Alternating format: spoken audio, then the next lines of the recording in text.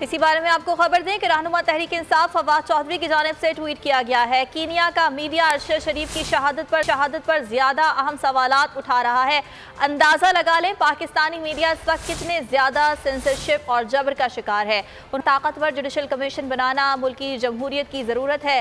अरशद शरीफ का खून रायगा नहीं जाने देंगे। फवाद चौधरी की जानिब से ये ट्वीट किया गया है। अगर आपको ये वीडियो पसंद आई तो लाइक पर क्लिक करें।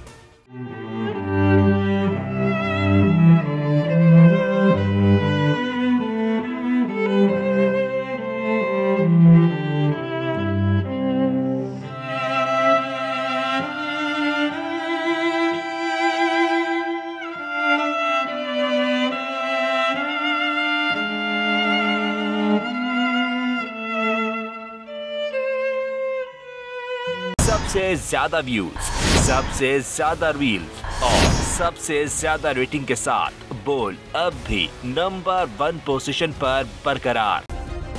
सब्सक्राइब करें और बेल दबाएं ताकि कोई खबर रह न जाए।